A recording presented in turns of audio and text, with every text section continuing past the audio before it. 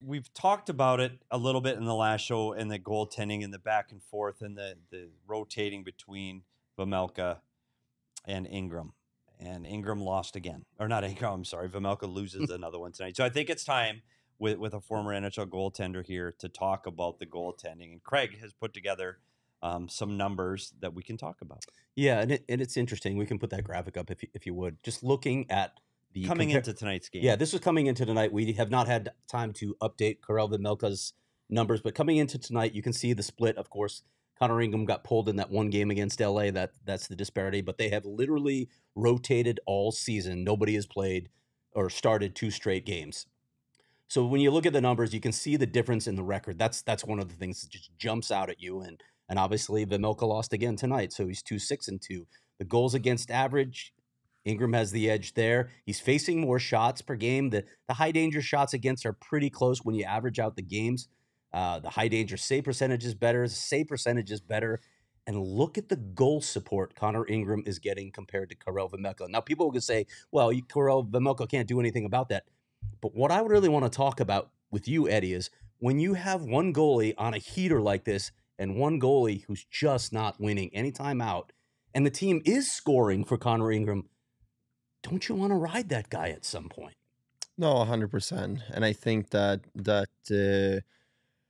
when you're hot like that too, you want to play and you want to be in there, and like, even as a guy that has to sit on the bench, I mean, when like the other guy is hot, you understand, right? So yeah, I think that they gotta ride Ingram now, and I think like at some point during the season, it is gonna switch and go back to Veggie too, right? So like just play the guy that gets you wins now, because it's so much up and down during the season, right? So like you just gotta ride the hot hand. What are you thinking when you're a goaltender winning all these games consecutively, and yet, okay, you're not going to be out in the next game? What's going through your head in that situation? Yeah, like I've been in that spot a couple times in Carolina before too, and I mean, it's frustrating because like, especially when I played there, I mean,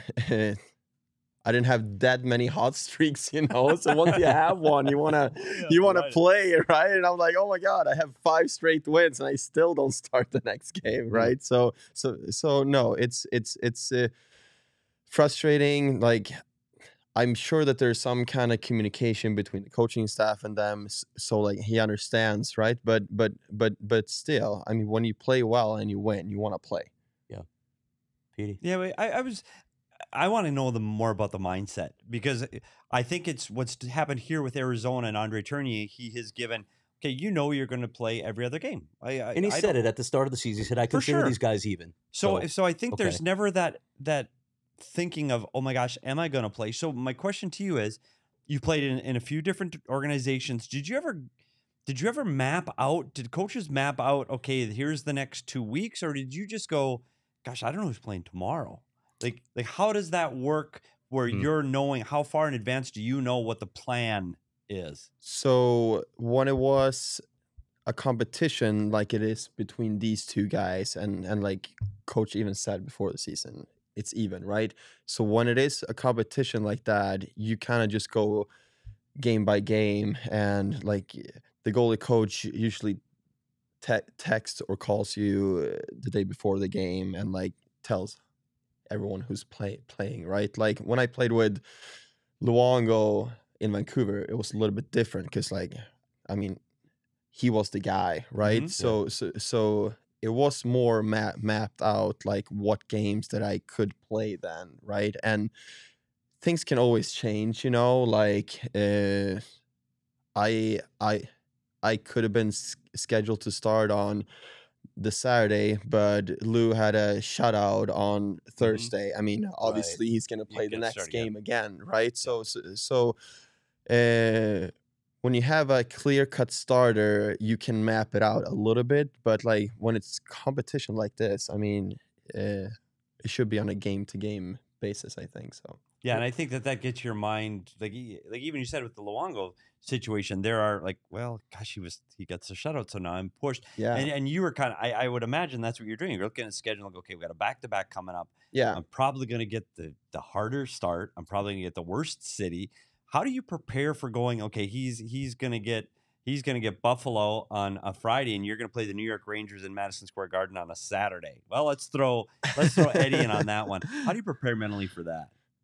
I don't think it was a difference. I mean, in my mind, I almost wanted the more difficult game because I was still young and I wanted to prove myself, right? And like kind of what we talked about today too with this game. I mean, this is a typical road game where you need a steal from your goalie, right? And like those were the spots that I wanted to be thrown in, and I wanted to be in those because I wanted to like show everyone that I could handle it, right? So to me, it didn't really matter that much. There is obviously some back-to-back games that like you would have rather not played in, but yeah, I mean, it is what it is. Seriously, yeah, you get the cup champs on the back-to-back, yeah. Yeah. So it's not very common, first of all, to have goaltenders rotating on a game-by-game basis. So I don't even know if you can speak to this, but I'm just curious, how does it impact goalies? Does it impact rhythm? Does it have an impact in any way when you're just going back and forth? You're never stringing two games together. I don't know. I mean, like when it's like this, I guess you kind of know when you're gonna play, and you can more prepare for it mentally and everything. But there's no like carrot to it, right? Like I played awesome the last game, because a lot of times when you're in there, you're like, okay, I'm playing really, really good now. If I keep this up for the next 20 minutes, I'm probably starting the next game. And it's just different motivations like that, I think. So yeah, another question. When you look at the records, right, and you see in the goal support that one goalies get, how does this impact a team when you keep putting the goalie who's losing, what is it, 7 straight now for Veg that he's lost? When you're the team and you see, okay, we've won 5 straight with Connor Ingram and goal, but we've lost 7 straight with Karel Vejmelka, but they keep putting them out there. Does it have an impact on a team psychologically? Yeah, but I also think that those guys would want to score more for Veggie as well, right? So like it's an unfortunate situation. But that's why I like think that Ingram earned to play a few in a row now, and you give Veggie a little bit more practice time and everything. You give him time to work with the goalie coach, to reset for like a week to 10 days, and like then you go again, right? So it's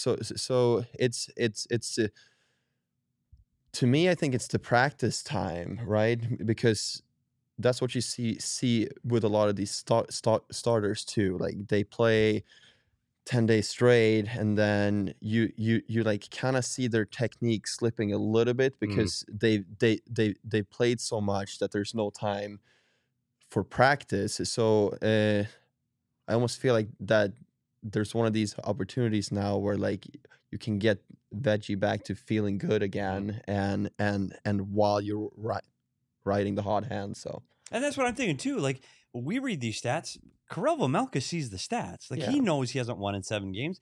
That's hard. Of all the positions in hockey, the one where you need confidence is between the pipes. Like you got to be confident. He knows, and he sees it. Like I agree. I think the time with Corey Schwab right now. Let's dial in. Let's go. He out early, stay late. Karel, you're going to get You're going to get 4 days with Schwabi to work on things. We'll get you back. Karel Vejmelka has been outstanding for the franchise for the last 2.5 seasons. He can play goal. There's no question. Goal support is a huge part, without a doubt. Defending, we've said this team struggles to defend. They give up too many odd man rushes. We're not throwing this on Veggie, but you also need to win. You need to win games. And so I think for Veggie, you hit the nail on the head. He needs a reset. Yeah. And he needs to get time with the goalie coach and just get that confidence back and get that comfortability back. And once he gets that back, then he can go on the roll. And maybe it's Ingram that sits on the bench for 2 or 3. And that's, I guess, what I want to see. I think they're even, and let each guy run a little bit. Like I think like it's the Ingram's turn to season run. is so long too Yes. that like as like fans and media, we're just watching and we're thinking so much game to game, right? But like when you look at the season is so long, and like when I look at these two goalies, it's not like I think that Ingram is like such a better Right. goalie, right? But like he's hard right now, and sometime during the season it is gonna switch. So Yeah. so like just ride the hot hand. Yeah, and I think my personal opinion right now, and I'm usually wrong, Craig, is I think Veggie is going to get. Excuse me, I think Ingram is going to get 2 in a row here. I think if he plays well against LA, That's the thing. We were just talking about that Yeah. first game back from a road trip It's is tough. is a tough one, and they're playing the Kings, who If they've had a tough time. if Ingram wins with. on Tuesday, Yeah. you got to come back with him Thursday. Or excuse me, You if would he gets a think. win on Monday, You he would has to come think, back Wednesday. but You'd have to. We've thought that before, and yeah, I think it's mean, time, and I think it's crazy when you look at the numbers. if they're talking about it in Arizona, like if this is Toronto, they're talking about this 2 weeks ago. Yep. Like by the third game, this is 16 games in now. Yeah, now I think when it's starting to show up in Arizona media, it's time to at least address it. But again, it's to it gets Vejmelka back on his game, and I think that's the key to the whole situation is to get him back on his game.